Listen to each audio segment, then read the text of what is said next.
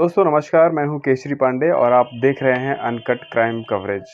दोस्तों आज के समाज में कौन क्या कब कैसा क्या करेगा किसी पे विश्वास नहीं है। जी हाँ दोस्तों, एक समाज में जो डॉक्टर की रेपुटेशन होती है, डॉक्टर की जो इज्जत होती है बहुत ज़्यादा होती है। लेकिन अगर पत्नी ही साथ ना दे, पत्नी ही उसको ग्लिच करने पे आ जाए तो उस रेपुटेशन का क्या। जी हाँ दोस्तों, आज की जो सच घटना मैं आपको बताने जा रहा हूँ ये हरियाणा के पानीपत में एक छोटा सा कस्बा है जिसका नाम है राजनगर। इस राजनगर की घटना मैं आपको बताना जा रहा हूँ, जहाँ पे कि राजनगर के रेलवे स्टेशन के पास, रेलवे क्रॉसिंग के पास दो बेजान शरीर पड़े हुए थे। इन दो बेजान शरीरों में एक 36 साल की महिला थी और एक लगभग 24 साल का लड़का था। लोगों ने बहुत शिनाख्त करने की कोशिश की क्योंकि इनके जो शरीर थे वो बिल्कुल कट चुके थे और लोगों को पता नहीं चल रहा था कि ये लोग किस फैमिली से बिलोंग करते हैं, कहाँ से ताल्लुक़ रखते हैं। जब आसपास के लोगों से पुलिस ने अपने लेवल पे पूछताछ करने की कोशिश की तो पता चला कि ये दोनों ही लोग एक दूसरे से कांटेक्ट में थे, एक दूसरे से बहुत टाइम से जानते थे और आज की डेट में ये जो लोग हैं इस दुनिया को छोड़ के इस दुनिया से जा चुके हैं। दोस्तों दरअसल इस औरत का नाम था सुशीला और इस लड़के का नाम था मोनू। सुशीला जो होती है वो एक रेपुटेटेड डॉक्टर जिसका नाम था राजवर्धन की पत्नी होती है सुशीला। सुशीला बहुत टाइम से अपने पति के साथ उसी के फ्लैट पे रहती थी। परिवार वालों से उसका जो होता है वो अलगाव हो चुका है, लेकिन अपने पति के साथ रहती है, ससुराल वालों से कोई मतलब नहीं है। अब क्या होता था, ये जो डॉक्टर साहब हैं इनका एक क्लिनिक तो चलता ही है, साथ में इनका एक मेडिकल स्टोर भी चलता है। सबसे पहले जो मोनू होता है वो इसी डॉक्टर के साथ उसे क्लिनिक पे एक कंपाउंडर का काम करता था, डॉक्टर को सपोर्ट करता था। लेकिन थोड़े टाइम बाद डॉक्टर को कुछ अजीब सा लगता है कि उसको लगा कि शायद जो वाइफ है उसके साथ कुछ इल्लीगल से इसके रिलेशन हैं।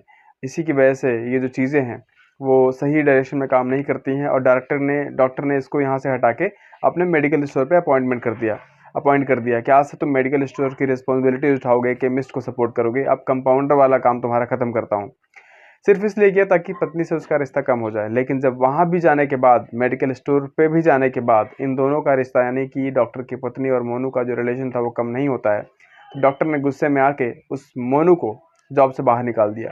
मोनू की जब जॉब चली जाती है तो मोनू ने पास के ही एक हलवाई का जो कॉन्ट्रैक्टर होता है, शादी ब्याह में जो कोई फंक्शन होता है वहाँ पे खाना बनाने वाली एक टीम होती है, उस टीम का हिस्सा बन जाता है और आसपास के मोहल्ले में जाके खाना वाना बनाना शुरू कर देता है।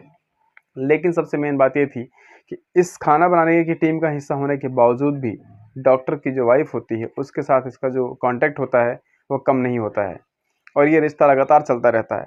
अब क्या होता है, बहुत टाइम बाद जब इन दोनों में अब लगातार झगड़ा होता रहता है। ये जो डॉक्टर था राजवर्धन और उसकी पत्नी सुशीला में लगातार झगड़े होते रहते हैं। इसी टाइम पे दिवाली वाले दिन सोमवार की रात को इन दोनों में ज़बरदस्त तरीके से झगड़ा होता है और पत्नी जो होती है वो घर छोड़ के चली जाती है। डॉक्टर जब क्लिनिक से आता है तो पता चलता है कि पत्नी घर पे है ही नहीं।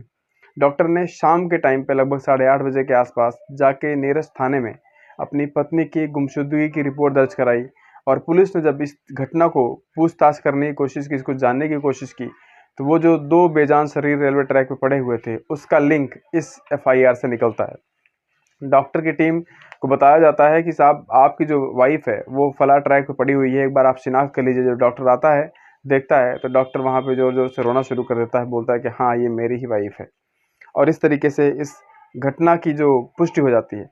अब यहाँ पे मोड़ कैसे आता है? मोड़ इसलिए आता है क्योंकि कुछ टाइम पहले जो ये सुशीला होती थी, ये जो इसका जो देवर था, उसके साथ भी इसका ऐसा ही सीन था और इसी वजह से ये डॉक्टर राजवर्धन अपने ससुराल यानी अपने ये जो वाइफ थी सुशीला, इसको सबसे अलग करके एक अलग जगह पानीपत में राजनगर में ले आया था और अपने क्लिनिक के पास एक अच्छा खासा फ्लैट ले रखा था और फ्लैट में अपनी वाइफ के साथ रहता था ताकि देवर से इसका संबंध ना रहे, क्योंकि देवर के साथ भी इसका वही हाल था जो कि कंपाउंडर के साथ था।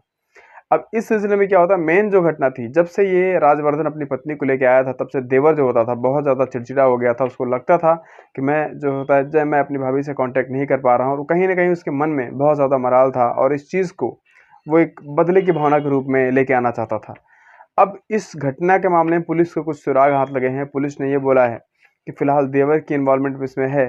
दोनों घर से भागे थे, लेकिन देवर जो होता है बीच में वो इन्वॉल्व होता है और सुशीला वो जो मोनू कंपाउंडर होता है, दोनों की जान चली जाती है।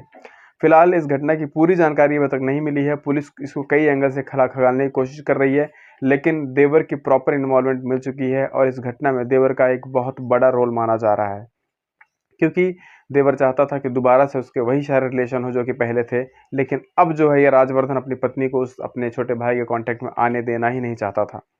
और दूसरी चीज़ ये थी कि जो मायके वाले हैं उन्होंने डॉक्टर के ऊपर इल्ज़ाम लगाया है। उनका कहना है कि डॉक्टर जो है उसकी बहुत सारी प्रॉपर्टीज़ मेरी बेटी के नाम थी और डॉक्टर नहीं चाहता था कि मेरी बेटी स्वतंत्र ज़िंदगी जिए, और इसलिए मेरी बेटी का जो हश्र हुआ है उसमें डॉक्टर का ही मेन रोल है।